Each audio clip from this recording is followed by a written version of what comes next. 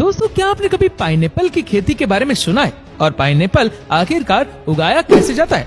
आखिरकार इसकी खेती कैसे की जाती है? दोस्तों, आज के इस वीडियो में हम आपको बताएंगे पाइनएप्पल और एलोवेरा की खेती कैसे की जाती है और इसे मार्केट तक कैसे पहुंचाया जाता है। दोस्तों, पाइनएप्पल के पौधों को लगाने के लिए रेतीली मिट्टी की आवश्यकता होती है, क्योंकि ये एक प्रजाति का फल होता है जिसके ऊपर कांटे लगे होते हैं। तो सबसे पहले जिस मिट्टी में पाइनएप्पल को उगाना होता है, उस मिट्टी पर ट्रैक्टर से अच्छी तरह जुताई की जाती है और खरपतवार को भी काट छांट कर अलग किया जाता है। जुताई करने के बाद उस खेत में पॉलीथीन की काली थैलियां बिछाई जाती है। इन काली पॉलीथीन को इसीलिए बिछाया जाता है ताकि खेत के अंदर फिर से खरपतवार ना उगे। और फिर इसके बाद नर्सरी से पाइनएप्पल के पौधे लाकर वर्कर्स द्वारा खेत में प्लांटिंग मशीन से अनानास के पौधे लगाए जाते हैं और कुछ दिनों बाद इन पौधों में ग्रोथ लाने के लिए दवाई का स्प्रे भी किया जाता है। ये मशीन ट्रैक्टर द्वारा जुड़ी होती है। यह मशीन एक ही बार में सारे एरिया में दवाई का छिड़काव कर देती है। इसके बाद इन पौधों में वर्कर्स द्वारा खाद भी दिया जाता है और फिर अगले दिन उन पौधों को काले पॉलीथीन से ढक दिया जाता है। काले पॉलीथीन को ढकने का कारण ये है कि पाइनएप्पल को बहुत कम तापमान की आवश्यकता होती है। केवल 22 से 27 डिग्री सेल्सियस के तापमान तक ही पाइनएप्पल के पौधे उगाए जाते हैं।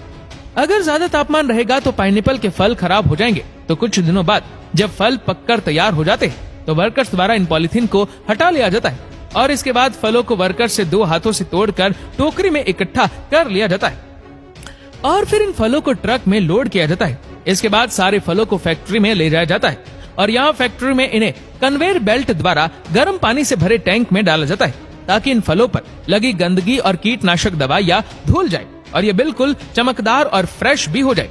इसके बाद इन्हें मिल्क से अच्छी तरह धोया भी जाता है और बाद में इनके अलग अलग साइज के मुताबिक अलग अलग बॉक्स में भरकर आगे कन्वेयर बेल्ट में भेज दिया जाता है। उसके बाद सारे फलों की क्वालिटी चेक करके इन्हें बॉक्सेस में इकट्ठा करके एक रूम में ले जाया जाता है। उसके बाद इनको बड़ी मात्रा में भंडारण भी किया जाता है और आखिरकार में इनको ट्रांसपोर्टेशन के जरिए मार्केट में बिकने के लिए भेज दिया जाता है। एलोवेरा, वैसे तो उसकी खेती किसी भी मौसम में हो सकती है, पर इसके लिए जो सबसे अच्छा मौसम माना जाता है वह है बरसात का मौसम, यानी कि जून, जुलाई और अगस्त का महीना, क्योंकि इस समय इसकी ग्रोइंग हायर लेवल पर होती है। तो कुछ इस प्रकार से एलोवेरा के बेबी प्लांट को वर्कर से लगाते हैं और कुछ दिनों बाद इन पर पेस्टिसाइड और इंसेक्टिसाइड्स का छिड़काव किया जाता है, जैसे एलोवेरा के प्लांट में कीड़े और खरपतवार ना लग सके।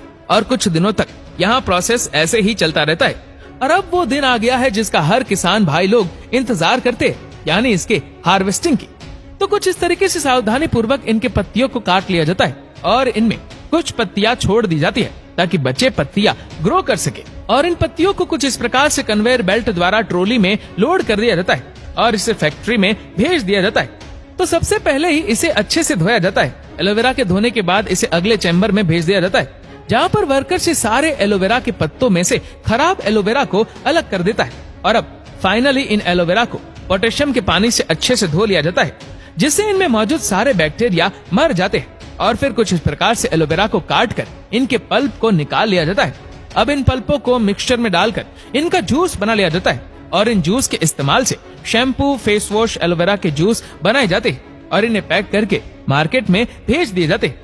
तो दोस्तों, पाइनएप्पल और एलोवेरा, इनमें से सबसे अच्छी खेती आपको कौन सी लगी? हमें कमेंट करके जरूर बताइएगा।